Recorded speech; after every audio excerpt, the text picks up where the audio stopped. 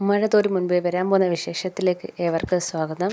ഈ സ്റ്റോറി ഇഷ്ടപ്പെടുവാണെങ്കിൽ ഒന്ന് സബ്സ്ക്രൈബ് ചെയ്യണേ, അതുപോലെ ലൈക്ക് ചെയ്യാനും ഹൈപ്പ് ചെയ്യാനും മറക്കല്ലേ. അങ്ങനെ ബാലചന്ദ്രൻ സ്റ്റാൻലിയെ കണ്ട് സംസാരിച്ചതിന് ശേഷം അവിടെ നിന്ന് ഇറങ്ങിയാണ്. പോരുമ്പം പറയുന്നുണ്ട്, തനിക്ക് അലീനയെ സ്വന്തം മകളായിട്ട് സ്വീകരിക്കാൻ പറ്റുമെങ്കിൽ എന്നെ അറിയിക്കണം. അല്ലാതെ നിങ്ങളുടെ വസ്തുവോ സ്വത്തോ ഒന്നും അവൾക്ക് വേണ്ട, അതിൻ്റെ ആവശ്യമില്ല. എൻ്റെ മോളായിട്ടാണ് അവളെ ഞാൻ അംഗീകരിച്ചിരിക്കുന്നത്. അവളെന്നെ അച്ഛാന്നാണ് വിളിക്കുന്നത്. അപ്പം എന്നെക്കാക്കി നല്ലോണം നിങ്ങൾക്ക് അവളെ നോക്കാൻ പറ്റുമെങ്കിൽ മാത്രം അവളെ സ്വീകരിക്കുക, ഈ വീട്ടിലേക്ക് കൊണ്ടുവരിക, എല്ലാവരുടെയും മുന്നിൽ സ്വന്തം മകളായിട്ട് അംഗീകരിക്കുക. അങ്ങനെ പറ്റുവാണെങ്കിൽ എന്നെ അറിയിക്കാൻ പറയാണ്. നിങ്ങൾക്ക് പെട്ടെന്നൊന്നും അത് എന്നോട് പറയാൻ പറ്റത്തില്ല, ആലോചിച്ച് പറഞ്ഞാൽ മതിയെന്ന് പറഞ്ഞ് ബാലചന്ദ്രൻ അവിടെ നിന്ന് ഇറങ്ങിയാണ്. സ്റ്റാൻലിക്ക് എന്ത് പറയണോ എന്ത് ചെയ്യണമെന്നൊന്നും അറിയാതെ ഇങ്ങനെ നിൽക്കുകയാണ്. മനസ്സിൽ വലിയൊരു ഭാരം. ബാലചന്ദ്രൻ പറഞ്ഞ ഡിമാൻഡൊന്നും അംഗീകരിക്കാനും സ്റ്റാൻലിക്ക് പറ്റുന്നില്ല. പക്ഷേ താൻ പറയുന്ന കാര്യം ബാലചന്ദ്രനും അംഗീകരിക്കുന്നില്ല. അങ്ങനെ ആകപ്പാട് എന്ത് ചെയ്യണമെന്ന് അറിയാതെ വിഷമിച്ച് നിൽക്കുകയാണ്. അതിനുശേഷം ബാലചന്ദ്രൻ അവിടെ നിന്ന് ഇറങ്ങിയാണ്. അപ്പം പുറത്താണെങ്കിൽ ഗോവർദ്ധൻ അങ്ങോട്ടും ഇങ്ങോട്ടൊക്കെ ചുറ്റി നടക്കുകയാണ്. ഇന്ന് തന്നെ വീട്ടിൽ പോകാൻ പറ്റുമോ, ഇപ്പം തന്നെ സംസാരിച്ച് കഴിയുമോ എന്നൊക്കെ ഇങ്ങനെ ആലോചിച്ച് നടക്കുകയാണ്. അപ്പോഴാണ് അവിടെ അടുക്കളയിൽ ജോലി ചെയ്യുന്ന ആളങ്ങോട്ട് വന്ന് ഗോവർദ്ധൻ്റെ അടുത്ത് അവിടുത്തെ കാര്യസ്ഥൻ്റെ അടുത്തിട്ട് പറയുന്നത്, നിങ്ങളുടെ കൂടെ വന്ന ആൾ എന്തൊക്കെയോ സാറിനടുത്ത് പറഞ്ഞിട്ടുണ്ട്, അതുകൊണ്ടാണ് സാർ അവിടെ ഭയങ്കര ദേഷ്യത്തിൽ അങ്ങോട്ടും ഇങ്ങോട്ടും നടക്കുന്നത്. എന്തോ കാര്യമായി അവർ തമ്മിൽ സംസാരിച്ചിട്ടുണ്ടെന്നൊക്കെ അയാൾ പറയുന്നുണ്ട്. ഇത് കേൾക്കുമ്പോൾ ഗോവർദ്ധൻ ഇങ്ങനെ ഞെട്ടി നിൽക്കുകയാണ്.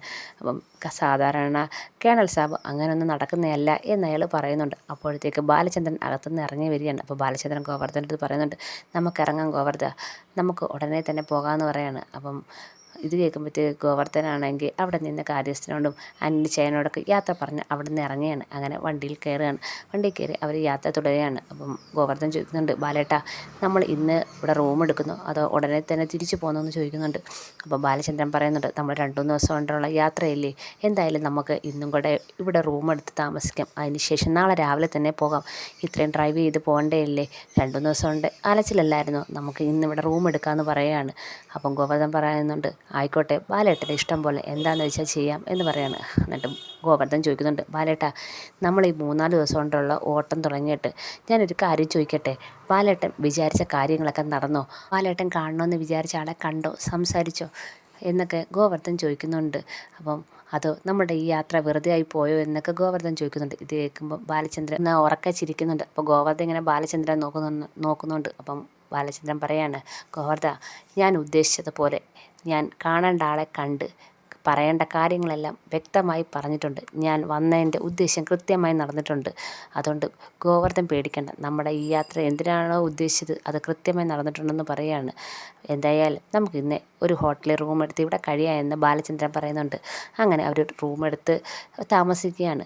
അതിനുശേഷം ഗോവർദ്ധനും ബാലചന്ദ്രനും കൂടെ ഒരു മുറിയിലാണ് താമസിക്കുന്നത്. അപ്പം ബാലചന്ദ്രൻ ഇങ്ങനെ വിഷമിച്ചൊക്കെ നിൽക്കുമ്പോൾ ഗോവർദ്ധൻ വന്ന് ചോദിക്കുന്നുണ്ട്, ബാലേട്ടാ, നമ്മൾ കാണേണ്ട ആളെയെല്ലാം കണ്ട് സംസാരിച്ച് പിന്നെ എന്തിനാണ് ബാലേട്ടൻ ഇങ്ങനെ വിഷമിച്ച് നിൽക്കുന്നത്, എന്താ ബാലേട്ടൻ ഈ ആലോചിച്ച് കൂട്ടുന്നതെന്ന് ചോദിക്കുകയാണ്.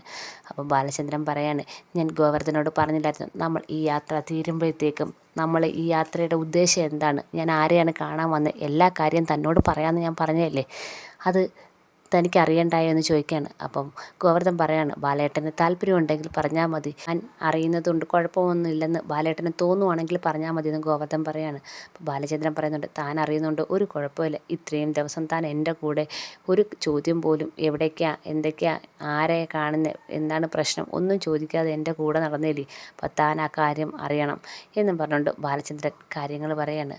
നമ്മളിന്ന് കാണാൻ പോയ ആ പട്ടാളക്കാരനുണ്ടല്ലോ, അയാളാണ് സ്റ്റാൻലി ജോസഫ്. ഗംഗേട്ടൻ ആഗ്രയിലായിരുന്ന സമയത്ത് ഗംഗേട്ടൻ്റെ ജൂനിയറായിട്ട് ജോലി ചെയ്യുന്ന ആളായിരുന്നു ഈ സ്റ്റാൻലി ജോസഫ്. അപ്പം അയാളൊരു പട്ടാളക്കാരനാണോ ബാലേട്ട എന്ന് ഗോവർദ്ധൻ ചോദിക്കുന്നുണ്ട്. അതെ, ഞാൻ പറഞ്ഞായിരുന്നല്ലോ നേരത്തെ, അത് ഗംഗേട്ടൻ്റെ കൂടെ ജോലി ചെയ്യുന്ന ആളാണെന്ന് ബാലചന്ദ്രൻ വീണ്ടും പറയാണ്.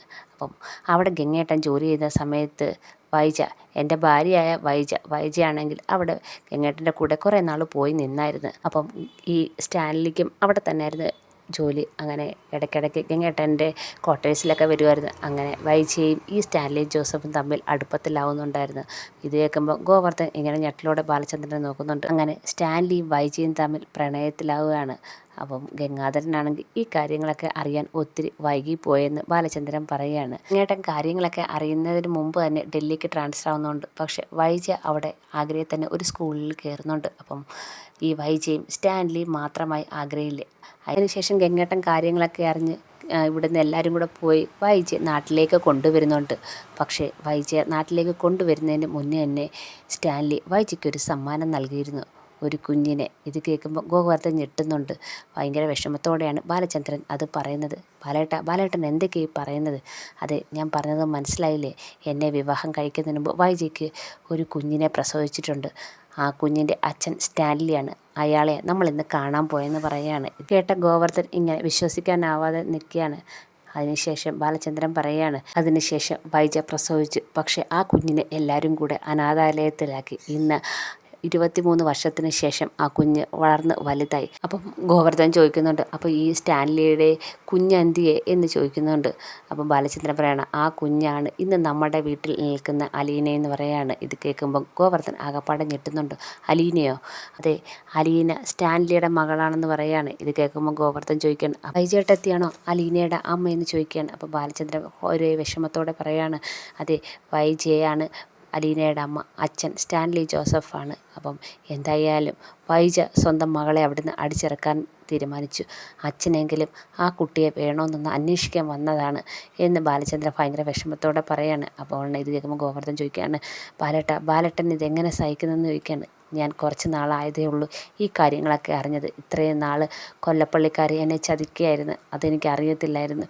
കുറച്ച് നാൾ ഒരു 5-6 മാസത്തിന് ആയതേ ഉള്ളൂ ഞാൻ ഈ കാര്യം അറിഞ്ഞതെന്ന് ബാലചന്ദ്രൻ ഭയങ്കര വിഷമത്തോട് ഗോവർദ്ധനോട് പറയാണ്. ഇപ്പം ഗോവർദ്ധനാണെങ്കിൽ ഇതൊക്കെ കേട്ടിട്ട് ആകെപ്പാടെ മനസ്സ് തകർന്ന അവസ്ഥയിലാണ്. എന്നിട്ട് ബാലചന്ദ്രൻ പറയാണ്, ഞാൻ ഈ പറഞ്ഞ കാര്യം താൻ ആരോടും പറയല്ലേ, സുലുവിനോട് പോലും പറയല്ലേ, ആരും അറിയല്ലേ. ഇപ്പോൾ പുറത്തറിയാൻ സമയമായില്ല, സമയമാകുമ്പോൾ ഞാൻ തന്നെ അറിയിച്ചോളാം. താൻ ഈ കാര്യം ആരോടും പറയല്ലേ എന്ന് ബാലചന്ദ്രൻ പറയുന്നുണ്ട്. ഇത് കേൾക്കുമ്പോൾ ഗോവർദ്ധൻ ചോദിക്കുകയാണ്, അലീനയ്ക്ക് അറിയാവോ വൈജേട്ടത്തിയാണ് അലീനയുടെ അമ്മയെന്ന് ഗോവർദ്ധൻ ചോദിക്കുന്നുണ്ട്. അപ്പം ബാലചന്ദ്രൻ പറയാണ്, അലീനയ്ക്ക് അറിയാം. അതറിഞ്ഞു വെച്ചോണ്ടാണ് അവൾ അങ്ങോട്ട് വന്നത്. അതറിഞ്ഞു വെച്ചോണ്ട് തന്നെയാണ് അവളെ മുത്തശ്ശിയെ നോക്കാനാന്നും പറഞ്ഞ് അങ്ങോട്ട് അവരെ മുത്തശ്ശൻ കൊണ്ടുവന്നത്. സ്വന്തം കൊച്ചുമോളെന്ന് അറിഞ്ഞുകൊണ്ട് തന്നെയാണ് കൊണ്ടുവന്നതെന്ന് ബാലചന്ദ്രൻ ഗോവർദ്ധനോട് പറയാണ്. എല്ലാം കൂടെ കേട്ട് ആകെപ്പാടെ ഞെട്ടി നിൽക്കുകയാണ് ഗോവർദ്ധൻ. അതിനുശേഷം ബാലചന്ദ്രൻ ഭയങ്കര വിഷമത്തോടെ ഇരിക്കുമ്പോൾ നമ്മുടെ ഗോവർദ്ധൻ ചെയ്ത് ആശ്വസിപ്പിക്കുകയൊക്കെ ചെയ്യുന്നുണ്ട്. അപ്പം എന്തായാലും നമുക്ക് നാളെ രാവിലെ തന്നെ തിരിക്കാം എന്ന് ബാലചന്ദ്രൻ പറയുന്നുണ്ട്. അപ്പം ഗോവർദ്ധൻ ചോദിക്കുന്നുണ്ട്, എന്ത് പറഞ്ഞ് സ്റ്റാൻലി ജോസഫ് എന്താണ് ബാലേട്ടനോട് മറുപടി പറഞ്ഞതെന്ന് ചോദിക്കുകയാണ്. അയാൾ ഒന്നും പറഞ്ഞില്ല. അയാൾക്ക് വേണമെങ്കിൽ കാശ് കൊടുത്ത് അലീനെ ഒതുക്കിക്കോളാം എന്നൊക്കെ പറയുന്നുണ്ട്. പക്ഷേ ഞാൻ അതിന് സമ്മതിച്ചില്ല. അവളെ സ്വന്തം മകളായിട്ട് തന്നെ ഏറ്റെടുക്കണമെന്ന് ഞാൻ പറഞ്ഞിട്ടുണ്ട്. എന്തായാലും ആലോചിക്കാനുള്ള സമയം ഞാൻ അയാൾക്ക് കൊടുത്തിട്ടുണ്ട്. ആലോചിച്ച് പറയട്ടെ എന്താണ് അയാളുടെ തീരുമാനമെന്ന്. ഇതൊക്കെ കേട്ട് ഗോവർദ്ധൻ എന്ത് ചെയ്യണമെന്നോ എന്ത് പറയണമെന്നറിയാതെ ഇങ്ങനെ വിഷമിച്ച് നിൽക്കുകയാണ്. അതിനുശേഷം രാവിലെ തന്നെ അവർ നെടുമ്പുരയിലേക്ക് തിരിക്കുന്നുണ്ട്. അപ്പം വരുന്ന വഴിയിലാണെങ്കിൽ ഗോവർദ്ധൻ ഇങ്ങനെ സങ്കടപ്പെട്ടിരിക്കുകയാണ്. അപ്പം ബാലചന്ദ്രൻ ചോദിക്കുന്നുണ്ട്, എന്താ താനൊന്നും മിണ്ടാത്തതെന്ന് ചോദിക്കുന്നുണ്ട്. ഏയ് ഒന്നുമില്ല ബാലേട്ട, ഞാൻ പറഞ്ഞതെല്ലാം തനിക്ക് ഓർമ്മയുണ്ടല്ലോ. താൻ ഈ കഥ ഞാൻ പറഞ്ഞ കാര്യങ്ങളൊന്നും ആരെ അറിയിക്കുകയും ചെയ്യല്, അതുപോലെ ഒരു രീതിയിലും പെരുമാറുകയും ചെയ്യല്ലെന്ന് ബാലചന്ദ്രൻ ഓർമ്മിപ്പിക്കുകയാണ്. ഇല്ല ബാലേട്ടാ, ഞാൻ ഒരിക്കലും അങ്ങനെ ആരോടും പറയത്തില്ല, സുലുവിനോട് പോലും പറയില്ലെന്ന് ബാലചന്ദ്രൻ പറയുന്നുണ്ട്.